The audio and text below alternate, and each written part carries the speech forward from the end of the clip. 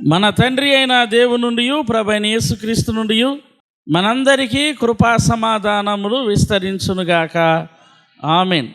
Right, మంచిది ప్రియులారా, దేవుని యొక్క మాటల మీద మనమందరము శ్రద్ధ పెడదాం. పరిశుద్ధ గ్రంథంలో నుంచి పాత నిబంధన గ్రంథంలో నిర్గమాకాండము 16వ అధ్యాయము 16వ వచనాన్ని చదువుకుందాం. మోషే, ఇది తినుటకు యెహోవా మీకు ఇచ్చిన ఆహారము. యెహోవా ఆజ్ఞాపించినదేమనగా, ప్రతివాడును తన వారి భోజనమునకు ప్రతివాడు తన కుటుంబములోని తలకు ఒక్కొక్క ఒమేరు చొప్పున దాన్ని కూర్చుకొనవలెను.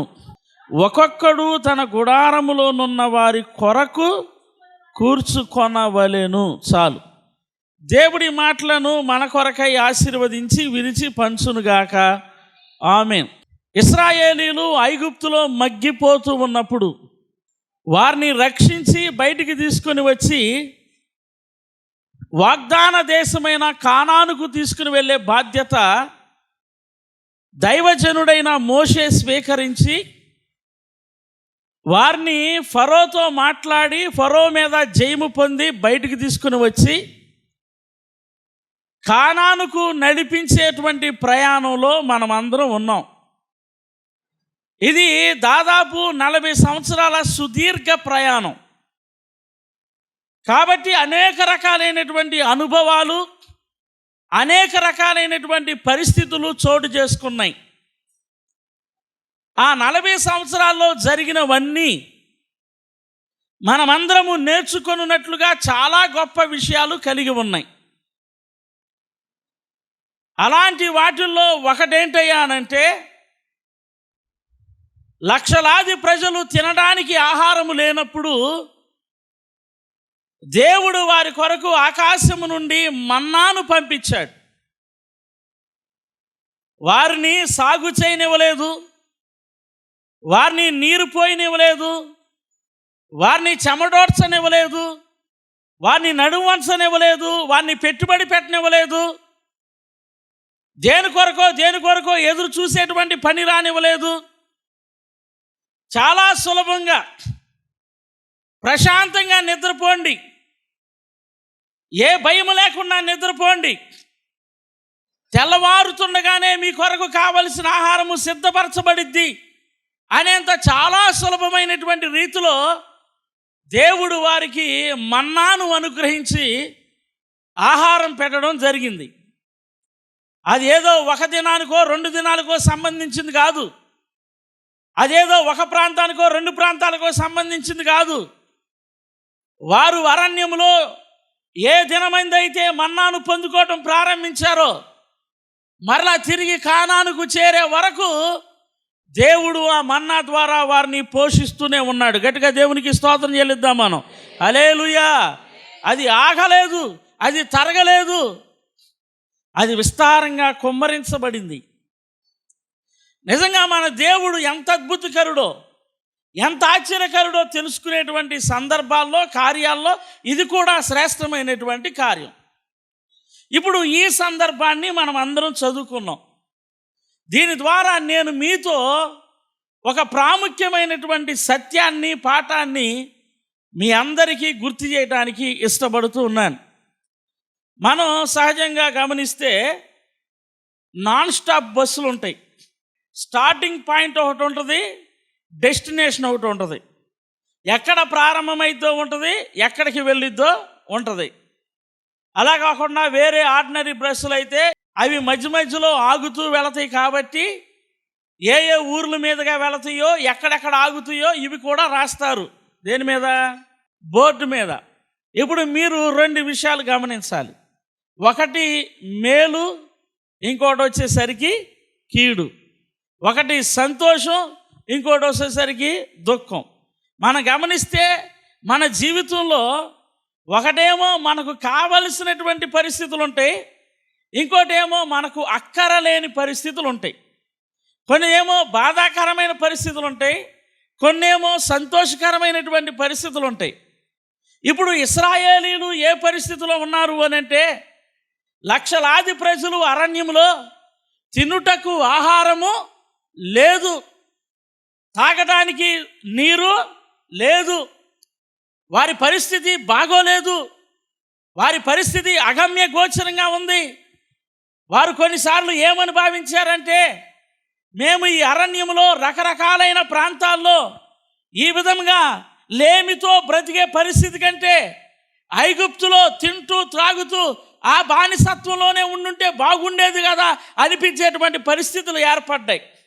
సో కాబట్టి వారి పరిస్థితి ఇప్పుడు ఆకలి కలిగినటువంటి పరిస్థితి, ఇప్పుడు కీడుతో ఉన్నటువంటి పరిస్థితి. దేవుడు వారిని కీడు నుండి మేలుకు నడిపించారు. గట్టిగా దేవునికి స్తోత్రం చెప్పాలి. హల్లెలూయా, హల్లెలూయా. లేమి నుండి సమృద్ధిలోనికి నడిపించారు. ఎక్కడ దొరికిద్ది, ఎక్కడ దొరికిద్ది, ఎక్కడ దొరికిద్ది అనేటువంటి అనుభవంలో నుంచి దేవుడు ఇంకా దొరికిద్దా లేదా అనే ప్రశ్న రానివ్వకుండా సమృద్ధిగా దేవుడు వారికి దయచేస్తూనే ఉన్నాడు. దేవునికి స్తోత్రం. హల్లెలూయా. ఇప్పుడు మనలో ఎవరైనా సరే పరిస్థితుల విషయమై బాధాకరంగా ఉంటుంటే, పరిస్థితుల విషయమై సమస్యలు ఎదుర్కొంటూ ఉంటుంటే, మన దేవుడు ఈరోజు మనందరి యందు కరుణించి మేలుకరమైన స్థితిలోనికి నడిపించునుగాక, ఆనందకరమైన పరిస్థితిలోకి నడిపించునుగాక, దీవెనకరమైన పరిస్థితిలోనికి నడిపించునుగాక. ఆమేన్. హల్లెలూయా, హల్లెలూయా. నిజముగా మనిషికి జరగాల్సింది అదే. కీడు అనబడిన స్థితిలో నుండి మేలులోనికి వెళ్ళాలి మనం. ఇప్పుడు ఒక గీత బాగుంది, కీడు నుండి మేలు ఒక గీత. రెండో గీత అసలు ఏమన్నా వినడాకో అనడాకో చెప్పించడాకో బాగుందా ఈ మాట? కీడు నుండి మేలులోకి వెళ్ళవలసిన వారం కానీ మనం పొరపాటున కూడా మేలు నుండి కీడులోకి వెళ్ళకూడదు. సమృద్ధిలో నుండి లేమిలోకి వెళ్ళకూడదు. ఆనందంలో నుండి దుఃఖంలోనికి వెళ్ళకూడదు. ఉంది అనుకునే పరిస్థితుల్లో నుంచి లేదు అనే పరిస్థితుల్లోకి వెళ్ళకూడదు. అది చాలా భయంకరం, అది తాళలేనిది, తట్టుకోలేనిది. మొదటి నుంచి లేనివాడు లేని స్థితిని పెద్దగా బాధగా పట్టించుకోడు. ఎందుకంటే తన జీవితం అది, తన పెరుగుదల అది. కాబట్టి ఆ స్థితి ఎన్నటికీ తానికి ఇబ్బందికరంగా ఉండదు. తెలుగులో సామెతోటి ఉంటుంది, నిండా మునిగినోడికి చలేంటి. ఇదేం కొత్త కాదు కదా, లేమి ఇబ్బంది ఏం కొత్త కాదు కదా. మొదటి నుంచి ఇబ్బందుల్లో ఉన్నవాడికి అది పెద్ద ఇబ్బంది అనిపించదు. కానీ మేలు అనుభవించి, సమృద్ధి అనుభవించి, కడుపు నిండా తిని సుఖాన్ని అనుభవించి దురదృష్టవశాత్తు మరలా ఇబ్బందికరమైన పరిస్థితులు వచ్చేవానికి అది చాలా బాధాకరంగా ఉంటుంది. ఈరోజు నేను మీతో చెప్పేది ఏంటంటే, మనం అందరం కీడు నుంచి మేలుకే వెళ్దాం, కానీ పొరపాటున మేలు నుంచి మాత్రం కీడునకు వెళ్ళొద్దు. అసలు ఆ పరిస్థితి వద్దు. హల్లెలూయా, ఆ పరిస్థితి వద్దు. ఇశ్రాయేలీయులు కీడులో నుంచి మేలులోనికి వచ్చారు. ఆహార లేమిలో నుండి ఆహార సమృద్ధిలోనికి వచ్చారు. భయములో నుండి భరోసాలోనికి వచ్చారు. కానీ వారి ప్రవర్తన, వారి బుద్ధి, వారి గుణగణాలు ఎప్పటికీ మరలా వారి కొరకు సమస్యలను సిద్ధం చేసి పెట్టాయి. అంత సమృద్ధిని అనుభవించినాక, ఆ మేలును అనుభవించినాక ఆ మేలులో నిలబడలేకపోయారు వాళ్ళు. ఆ మేలును కొనసాగించుకోలేకపోయారు వాళ్ళు. అందుగల కారణం నేను మీతో చెప్తాను. హల్లెలూయా. మన పరిస్థితి బాగుంది అనుకున్నప్పుడు మన పరిస్థితిని రివర్స్ చేసేటువంటి ఒక మహాభయంకరమైనటువంటి తప్పిదాన్ని ఈరోజు నేను మీ అందరితో చెప్పడానికి ఇష్టపడతా ఉన్నాను. హల్లెలూయా. ఏ తప్పిదం, ఏ లక్షణం, ఏ గుణం ఈ రోజుల్లో చాలామందిని మేలు అనబడిన స్థితిలో నుంచి మరలా సమస్యల్లోనికి తీసుకుని వెళుతుందో ఆ విషయాన్ని ఖచ్చితంగా మనం అందరము తెలుసుకొని తీరాలి. హల్లెలూయా. సంపూర్ణ విధేయత, ఇది మనలను మేలులో నిలబెట్టిద్ది, మేలుకరమైన స్థితిలో అభివృద్ధి చేసిద్ది, మేలుకరమైన స్థితిని వర్ధిల్ల చేసి ఆశీర్వాదకరంగా మార్చిద్ది. అలా కాకుండా నీలో గనక సంపూర్ణమైన విధేయత లేకపోతే క్రమక్రమంగా పరిస్థితులన్నీ ఏమవటం ప్రారంభిస్తాయి అంటే రివర్స్ అవటం ప్రారంభిస్తూ ఉంటాయి. నేను దీన్ని ఆధారం చేసుకుని వివరించబోతా ఉన్నాను. నేను వీటి కొరకు ధ్యానించా, లేఖనాలు ధ్యానించా, వారి పరిస్థితులు ధ్యానించా, వారి గుణలక్షణాలు ధ్యానించా. నేను బోధిస్తూ ఉంటాను, మిమ్మల్ని మీరు ధ్యానించుకోవడం ప్రారంభించండి. హల్లెలూయా. లేఖనాలు నేను ధ్యానం చేశా, మీరేం కంగారు పడమాకండి. కానీ మీరు ధ్యానించాల్సింది లేఖనాలను కాదు, మీ స్వకీయమైన గుణాలు ఏవైతే ఉన్నాయో, మీ స్వకీయమైన లక్షణాలు ఏవైతే ఉన్నాయో, మీ స్వకీయమైనటువంటి పనులు ఏవైతే ఉన్నాయో వాటిని ధ్యానిస్తూ ధ్యానిస్తూ అందరూ వేసుకోవలసిన ప్రశ్న ఏంటంటే, నాలో సంపూర్ణమైన విధేయత ఉందా లేదా అనే దాన్ని కనిపెట్టుకోండి. అసలు వాళ్ళ గురించి వీళ్ళ గురించి వద్దు.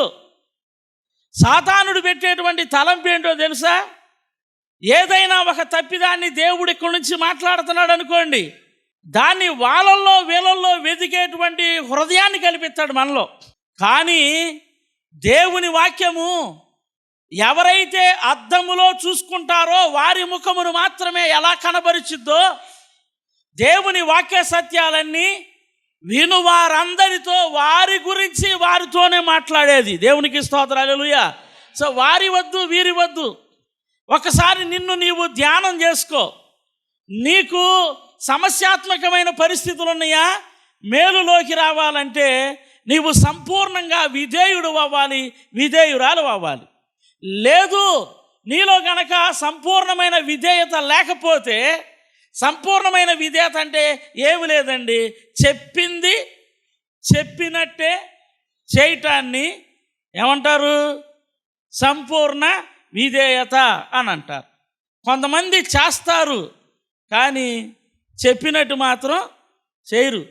చేసే పనిలో సొంత ఆలోచన పెడతారు, చేసే పనిలో సొంత కోరికలు పెడతారు. హల్లెలూయా. నిజంగా అంతే. అలా చేసి ఎంతమంది ఇబ్బంది పడ్డారో. దేవుని యొక్క ఆలోచన స్థిరం, దేవుని తీర్మానమే స్థిరం. దేవుని తీర్మానమునకు లోబడిన వారు సక్సెస్ఫుల్ పర్సన్స్గా ఎదుగుతారు. మీరు గమనించినట్లయితే ఇప్పటికిప్పుడు మిమ్మల్ని మీరు తెలుసుకోవాలి, నేను సంపూర్ణ విధేయున్నా కాదా, నేను చేసేవాడినే కానీ ఏ రీతిగా చేసేవాడినై ఉన్నాను అనే దాన్ని మనస్కరించండి. కారణం ఏంటి? నేను ఇప్పుడు మీకు కొన్ని ప్రమాణాలే చూపిస్తాను, కానీ ఈ 3 అంశాల్లో, ఆ 3 సందర్భాల్లో వారిలో నాకేం కనబడింది అని అంటే అసంపూర్ణమైన విధేయత కనబడింది. హల్లెలూయా. చెప్పబడిన దాన్ని అసలే చేయకపోతే అది అవిధేయత. కానీ చెప్పిన దాన్ని సరిగ్గా చేయకపోతే, చెప్పబడుతున్న దానికి పరిపూర్ణంగా లోపడకపోతే దానిని అసంపూర్ణ విధేయత అని అంటారు. కాబట్టి సంపూర్ణంగా విధేయులం అవ్వటం మనం నేర్చుకోవాలి. లక్షలాది ప్రజలు ఆకలితో అలమటిస్తుంటే ఆ నాథుడు ప్రేమించి దేవదూతలు తినే ఆహారాన్ని వారి కొరకు పంపిస్తే వారు ఇంకెంత విధేయత చూపించాలండి? వారు ఇంకెంత కృతజ్ఞత కలిగిన వారై ఉండాలండి?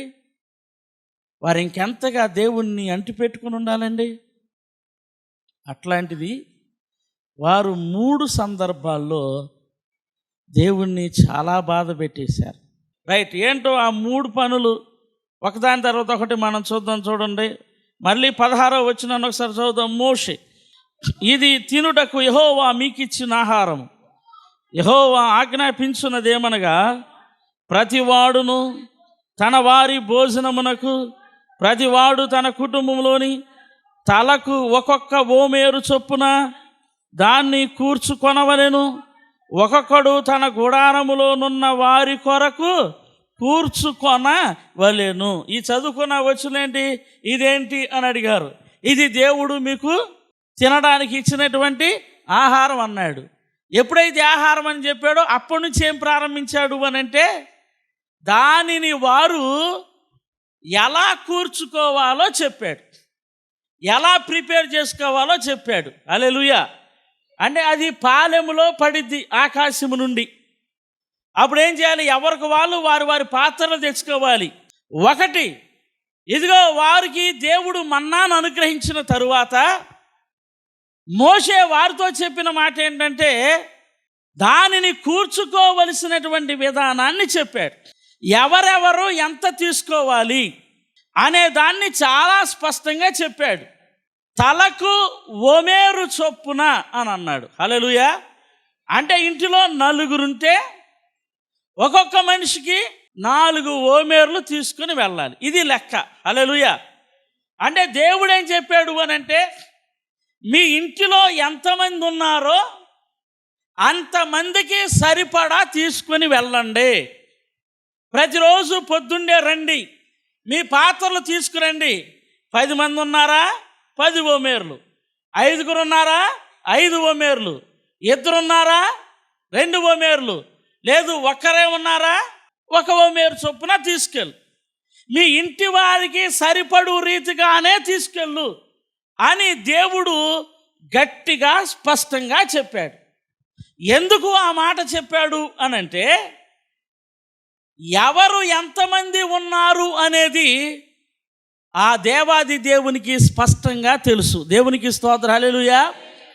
అందుకనే ఎంత ఆహారాన్ని పంపించాలి అని ఆకాశములో ఆయన నిర్ణయించేటప్పుడు, ఎంతమంది అయితే ఇశ్రాయేలీలు ఉన్నారో అంతమందికి సరిపడునట్లుగా పేరు పేరున జ్ఞాపకం చేసుకుని ప్రతి తలను ఆయన విడిచిపెట్టకుండా, వారు పసిపిల్లలైనా చిన్నపిల్లలైనా యవనస్తులైనా పెద్దలైనా వృద్ధులైనా ఒక్కరినైనా విడిచిపెట్టకుండా అందరినీ మనసులో పెట్టుకొనిన వాడై అందరి కొరకు ఆయన మన్నాను పంపించాడు. అందుకని చెప్పాడు, సరిపడు మాత్రమే తీసుకొని వెళ్ళాలి. అందరూ పాత్రలు తెచ్చుకున్నారు. ఏం చేశారో చూద్దాం. చూడండి ఒకసారి. ఇప్పుడు చూద్దాం 17వ వచనాన్ని ఒకసారి చదువు. ఇశ్రాయేలీలు అట్లు చేయగా కొందరు హెచ్చుగాను కొందరు తక్కువగాను కూర్చుకొనిరి. మోషే ఎలా కూర్చుకోమన్నాడు? సరిపడుగా కూర్చుకోమన్నాడు. అంటే 4 ఉంటే 4 ఓమేర్లు. అంటే కొందరు ఏమన్నాడు? హెచ్చుగా. అంటే 4 ఉన్నవాడు 5 తీసుకెళ్ళిపోయాడు. హల్లెలూయా. మేబీ దాని రుచి బాగుండి ఉంటుంది. అందుకని ఎవడొకడు ఇంట్లో ఎవరు ఉంటారు? అందరూ తిన్నంతే తినటానికి ఇష్టపడ్డావు. హల్లెలూయా. ఎట్టగైనా ఇంట్లో వాళ్ళకన్నా ఒక రవ్వ ఎక్కువ తింటాకే ఇష్టపడతాడు. అందుకని ఆడు ఏం చేశాడంటే, నాకు ఈ ఒక్క ఓమేరు ఏం సరిపోద్ది అని ఇంకొక ఓమేరు ఎక్స్ట్రా తీసుకెళ్ళాడు. హల్లెలూయా. అట్టా ఒకడేమో ఎక్కువ, ఇంకొకడేమో తక్కువ. హల్లెలూయా. ఇప్పుడు మీరు చెప్పండి, దీన్ని ఏమంటారు? విధేయత అంటారా? అవిధేయత అంటారా? అసంపూర్ణ విధేయత అంటారా? ఏమండి, దేవునికి బాధ కాదా ఇది? అవిధేయత దేవునికి బాధాకరమైంది కాదా? చాలా జాగ్రత్త. హల్లెలూయా. ఎంత చేయమంటున్నారో అంత చేయాలి, ఎలా చేయమంటున్నారో అలాగుననే చెయ్యాలి. హల్లెలూయా. పొరపాటును కూడా అసంపూర్ణమైనటువంటి భక్తి చేయమాకండి. లేనిపోయి తెచ్చిపెట్టుకోమాకండి. సంపూర్ణమైన భక్తియు అని అంటాడు ఒక చోట. హల్లెలూయా. ఏ భక్తి అంటే అది? సంపూర్ణమైన భక్తి. 2వ చూద్దాం. చూడండి 19వ వచనం ఒకసారి చదువుదాం. మరియు మోషే దీనిలో ఏమీయు ఉదయము వరకు ఎవరును మిగుల్చుకొనకూడదని వారితో చెప్పాను. మిగల్చడం అంటే అట్టి పెట్టుకోమాకండి. ఏం చేయాలి? అటెళ్ళు ఇటెళ్ళు, అటు తిరుగు ఇటు తిరుగు. ఒకవేళ రెగ్యులర్ టైంలో తినగా ఏమన్నా మిగిలితే, అంటే రెగ్యులర్ టైం అంటే టిఫిన్ చేసే టైంలో తినగా మిగిలితే, మధ్యాహ్నం భోజనం చేసే టైంలో తినగా మిగిలితే, రాత్రికి భోజనం చేసే టైంలో తినగా మిగిలితే, ఇప్పుడు ఇక్కడ నువ్వు కాస్త తిండిపోతులా వ్యవహరించు. అవసరమైతే అటు తిరిగి ఇటు తిరిగి ఓ చిన్న ఎక్సర్సైజ్ చేసి ఇంట్లో మీద లోపల ఎదిగేదాకా పోట్లాడి ఏం చేయాలి అని అంటే, ఆ మిగిలిన దాన్ని ఏదో రకంగా ఏం చేయాలి? తినేయి. తినేసేయి కానీ ఏం చేద్దంటున్నాడు, దానిని మాత్రం నీవు మిగల్చొద్దు అని అంటున్నాడు. అది మిగలకూడదు, దాని నియమం అది.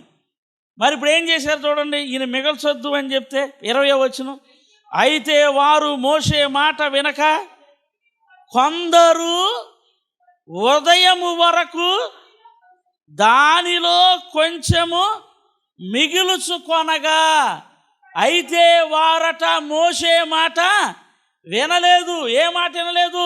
ఉదయము వరకు దానిని మిగులుచుకోవద్దు అనే మాట వారు వినక కొందరు ఏం చేయటం ప్రారంభించారు అని అంటే, దానివల్ల ఉదయం వరకు దాన్ని మిగిలిస్తేనంట పొద్దున్నే కొంతమందిని కొక్కరొకో అనే కోడి లేపేది ఇటువరకే.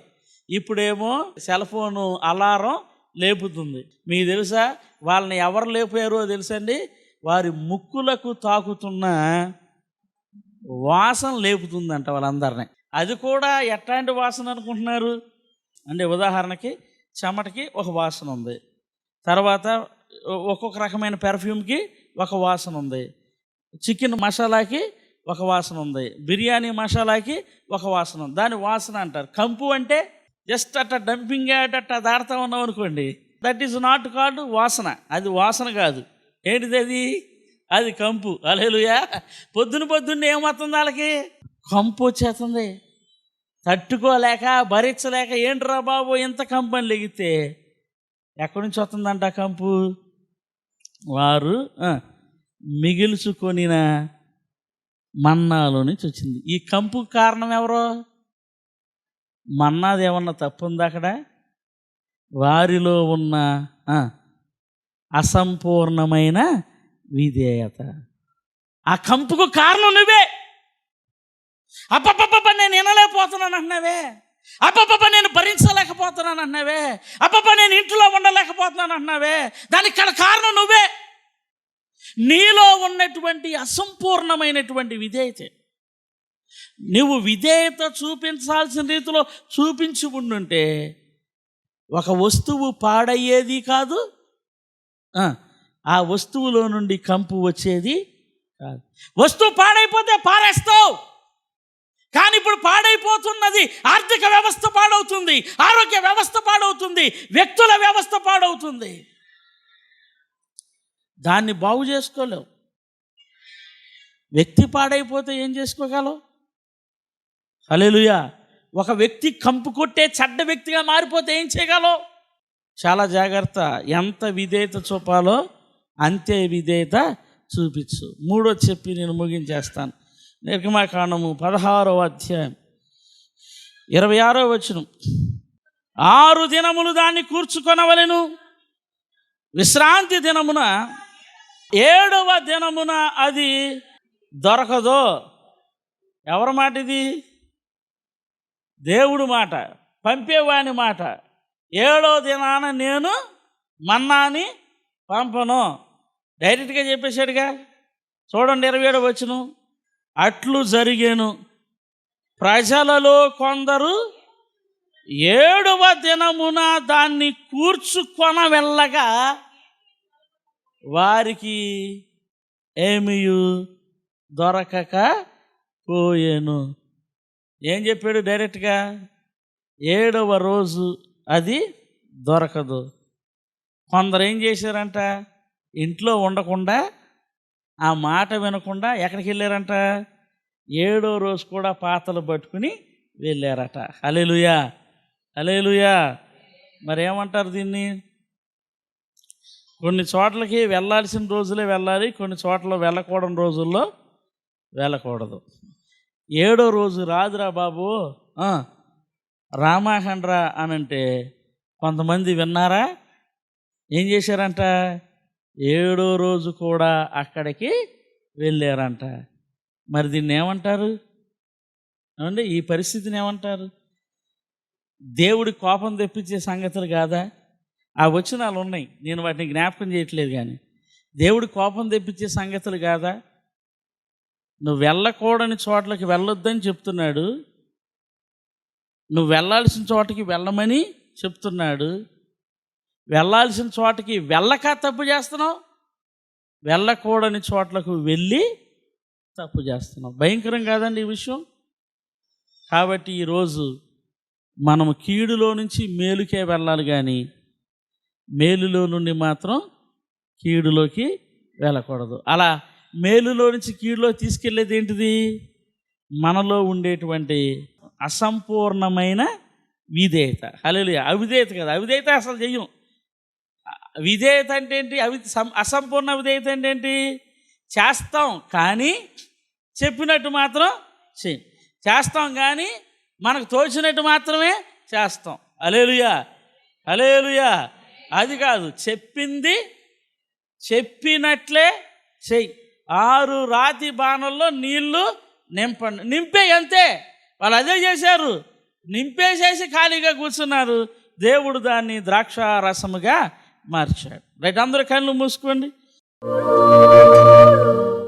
ప్రేమ కలిగిన మా ప్రియ పరలోకపు రాజా, దేవా, ఈ సమయంలో మీరు మాతో మాట్లాడిన మాటల ప్రకారము మాలో ఎవరైతే శ్రమలలో ఉన్నారో వారందరిని నువ్వు విడిపించి దీవెనలోనికి తీసుకురమని నిన్ను ప్రాధేయపడుతున్నాను ప్రభా. ఎవరైతే ఇప్పటికిప్పుడు నాయన కూడని పరిస్థితులు అనుభవిస్తూ ఉన్నారో ఆ పరిస్థితులన్నిటినీ మార్చి దీవెనకరమైన పరిస్థితులు దయచేయమని ప్రార్థిస్తున్నాను ప్రభా. అయితే ఎవరైతే దీవించబడుతున్నారో, ఎవరైతే మేలును అనుభవిస్తున్నారో అటివారు నాయన ఆ స్థితిలోనే వర్ధిల్లలేకపోతున్నారయ్యా, ఆ స్థితిలోనే అభివృద్ధి చెందలేకపోతున్నారయ్యా, ఆ స్థితిలోనే స్థిరపరచబడలేకపోతున్నారయ్యా, ఆ స్థితిలోనే ఆశీర్వదించబడలేకపోతున్నారు ప్రభా.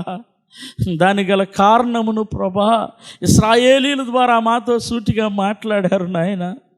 దేవా, ఆకలితో అలమటించి ఆ పరిస్థితి నువ్వు తప్పించాలని దేవదూతలు తినే పరలోకపు ఆహారాన్ని వారి కొరకు నువ్వు పంపిస్తే సమృద్ధిగా తిని సంతోషముతో లోబడవలసిన వారు, నీ చిత్తమును జరిగించవలసిన వారు 3 పర్యాయాలు ప్రభా చాలా చాలా చిన్న విషయాలలోనే ప్రభా నాయన అసంపూర్ణమైనటువంటి విధేయతను చూపించారు ప్రభా. దయతో క్షమించయ్యా. ఈరోజు మాలో అట్టివారు ఎవరైతే ఉన్నారో క్షమించమని నేను కోరుకుంటున్నాను ప్రభా. ప్రార్థనలో సంపూర్ణత లేదయ్యా, భక్తిలో సంపూర్ణత లేదయ్యా, నీకిచ్చుటలో సంపూర్ణత లేదయ్యా, నీ సన్నిధిని వెతుకుటలో సంపూర్ణత లేదు ప్రభా. అసంపూర్ణమైన స్థితిలో ఉండిపోతున్నారు ప్రభా. దయతో క్షమించమని నిన్ను కోరుకుంటున్నాను ప్రభా. ఇది మొదలుకొని మా అందరిలో ప్రభా నాయన దేవా, నీకిష్టమైన ఆ సంపూర్ణ స్థితిని నీవు కనుగొనున్నట్లుగా ప్రతి బిడ్డకు నువ్వు సహాయం చేసి ప్రభా సంపూర్ణ విధేయులుగా మార్చి మేలులోనే వర్ధిల్ల చేయమని అడుగుతున్నానయ్యా. దీవెనల్లోనే వర్ధిల్ల చేయమని అడుగుతున్నానయ్యా. ఆనందకరమైన పరిస్థితుల్లోనే వర్ధిల్ల చేయమని అడుగుతున్నానయ్యా. ఆరోగ్యకరమైన పరిస్థితుల్లోనే వర్ధిల్ల చేయమని అడుగుతున్నానయ్యా. భక్తి ఉజ్జీవంలోనే వర్ధిల్ల చేయమని అడుగుతున్నానయ్యా. దేవా, భక్తి క్షేమాభివృద్ధిలోనే వర్ధిల్ల చేయమని అడుగుతున్నానయ్యా. అయ్యా ప్రభా నాయన ఆత్మ రక్షణలో దేవా వర్ధిల్ల చేయమని నిన్ను అడుగుతున్నాను ప్రభా. దేవా, నీ గొప్ప కార్యములు ఇది మొదలుకొని మేము ఇంకా ఇంకా అనుభవించినట్లుగా సంపూర్ణ విధేయులుగా తీర్చమని నిన్ను కోరుకుంటూ నజరేయుడైన యేసుక్రీస్తు నామమున అడిగి వేడుకుంటున్నాను తండ్రి. Amen, amen.